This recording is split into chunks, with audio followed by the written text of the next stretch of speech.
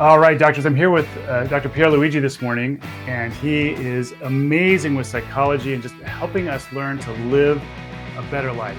And I love what he's going to share today because it's good for us individually, but it's good for us in helping understand how to bridge some gaps with our patients and our own relationships, and especially to share with our kids so they can have a better life. So PierLuigi, go ahead and just jump right in if you don't mind sharing. Excellent. So thank you so much, Dr. J, and thank you to everyone who's watching. Let me go ahead and set the stage. So the psychology of the good life is something that we can promote anywhere and everywhere we go. So for the doctors that are listening, this would be a foundation of how you can promote intrinsic motivation, encourage your patients, how you can build strong connections, how to advocate for self-care, incorporate positive psychology, and empower behavioral changes. And this helps us have a much better life. And then when our patients come to us, we can talk to them about how do they embrace gratitude and kindness in their own life? How can they strengthen their social bonds and adopt mindful practices that many of us take advantage of? We also want our patients to learn how to set meaningful goals, not only with your treatment, but with your personal life, and then practicing self-compassion. But I think the most important one, Dr. J, is how we talk to our families. How do we incorporate this into our families so we can provide emotional support? How do we promote these healthy habits at home? How do we communicate in a positive way, including things like being mindful together and encouraging purpose and meaning? So I think that this segment is going to be very helpful whichever way we are approaching life.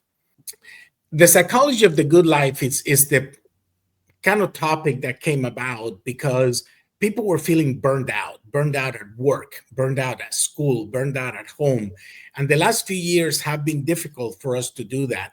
And I wanted to put some perspective into this. So, I would usually ask people, if I handed you $500 million right now, will you be happy forever? And you'd be surprised so many people light up and said, oh my goodness, yes, of course. And the studies show that. But what research shows is that maybe within a year of someone getting a lot of money from somewhere, their happiness levels returns to where they started. And this is called hedonic adaptation. So we get used to new circumstances and then begin to seek the next big thing. So it kind of wears off. There was a professor, Dr. Laurie Santos at Yale, who was noticing in 2018 all of this stress from their students. And she created a class called The Psychology of the Good Life. And she expected a few students to sign up. Well, it ended up having 1,200 students enroll in the first semester alone. To this day, is the most popular class in the history of Yale. So a degree, a fancy job, a big house, even the most successful people, and I've met people that have money to burn, struggle with happiness when they don't prioritize the right things. One of the things that money can do is that money can buy you time, but you have to make proper use of that time. So for example, if you outsource your household chores and other time-consuming tasks, you can create time that can give you happiness and satisfaction in life if you use it properly. So if you use that time to reduce your stress, to spend more time with loved ones, to improve your physical well-being, your spiritual well-being, your emotional well-being, then yes, that can increase happiness and life satisfaction. What I want to post is that instead of money affluence, we should focus on time affluence, because time is something that you never get back. And we need to make sure that that becomes the priority. Now, there are a lot of myths about happiness. One of the myths is if I have a lot of money, I'm going to be happy. Well, that can be true only to a certain point. Research shows that people that reach a level of $75,000 a year, Their level of happiness above that doesn't significantly increase happiness. One of the most publicized type of research is lottery winners.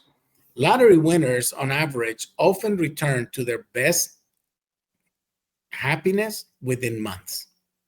So they don't even get a chance to enjoy. Why? These are people that work for a living. Nobody ever taught them how to manage large amounts of money. They get large amounts of money and they spend it. But what they don't realize is that as they're spending it, there's nothing else coming in on the backside. So once that money runs out, that's it. They're back to where they were before. People that end up in this situation, the lesson would be, focus on your financial security. How do you make that money work for you so you can do things and buy some of that time to work on yourself and to be happy? The other one is that success or your status leads you to happiness. There are many people that said, yeah, when I get that job, I'm going to be happy. Once I buy that car, once I get that girlfriend or that boyfriend, once I get married, then I'll be happy. And this is such a setup because many, many people report feeling empty even after they achieve those goals. And the key takeaway for something like this is happiness comes from intrinsic factors, not external validation. We need to make sure we understand what makes me happy is going to make me happy whether I have money or I don't have money. And I've met many people that don't have money, and they're the happiest people on earth. The third one that I want to highlight is happiness means you always feel good. And that's just unrealistic. We're human beings. We have ups and downs. We have positive emotions and negative emotions. We go through happy times and sad times. And we need to make sure that we understand that, because that's kind of what builds resilience as we can come out of the dark times and then be able to enjoy life. Sometimes an example is that I'm going to be happy through my children. If my children are successful, then I'm going to be happy. Well, that's kind of a false sense of happiness, because I need to be happy because of me, not because of what else someone else is doing. And it's okay to have challenges in life. Some days people are going to be at their best, and some days we are not. And we need to make sure that we're comfortable with that. It sounds like what you're saying is we have to choose for ourselves to be happy. You're saying it's not extrinsic. We have to, on the inside, go, hey, look, I want to be happy. I'm going to be happy through these challenges, or I'm going to be happy when I'm not having challenges, rather than, oh no, woe is me, something happened, so I can't be happy.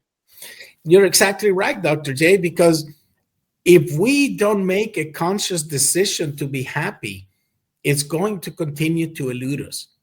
And we get stuck in negative thinking. We get stuck in negative things around us, with negative people around us. And we need to make sure that we surround ourselves that people that support us. We surround ourselves that people that are moving forward. We surround ourselves with people that have and share the same values that we have. And that's going to create a better foundation for those times when we're not feeling strong. I have people around me that can support me. But we have to make a conscious decision to be happy. Actually, I challenge everyone to go up to the mirror and in your own voice out loud, tell yourself, I'm making a conscious decision to be happy. And that's the first step.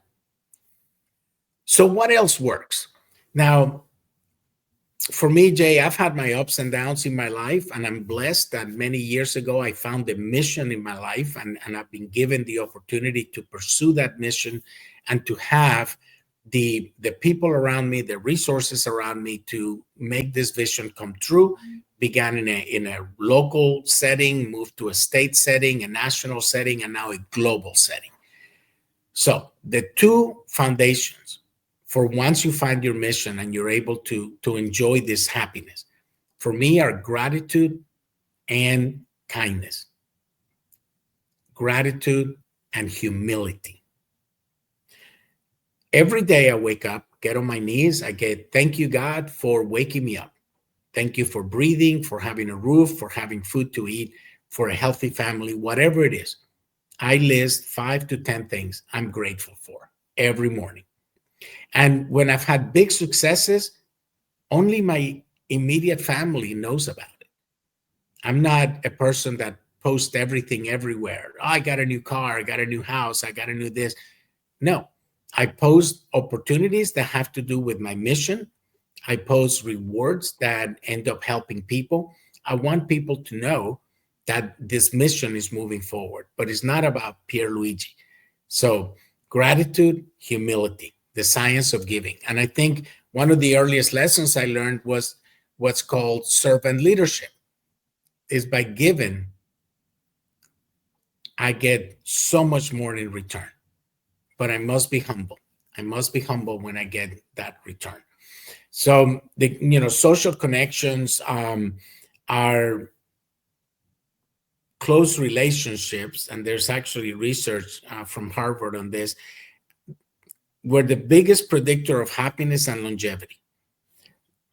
People with strong social ties are healthier and live longer than those who prioritize wealth or fame. We're not meant to be alone. So building those foundational relationships for people that we can speak with, we can support, they can support us, but people that are actually honest with us. I have people close to me that, call me when I'm getting out of hand, when I'm, my pride's getting on the way, my ego's getting on the way, and they say, hey, check your ego, right? I need that. I'm a human being. So I need that. And then those people close to me, that's what's going to take me longer. We always joke around, it's like, yeah, women, live longer than men. Well, of course they do. They have mastered how to have these close long-term relationships where men, we don't want to talk. So we need to continue to work on those. Mindfulness and perspective, I think one of the greatest gifts we can give ourselves is learning how to meditate, learning how to be in the present. Mindfulness means we're fully present, and that reduces stress and increases joy. Meditation focuses ourselves. It reduces our anxiety, increases happiness. So we need to cultivate present moment awareness, and that appreciates our love for life instead of always having to look for the next big thing.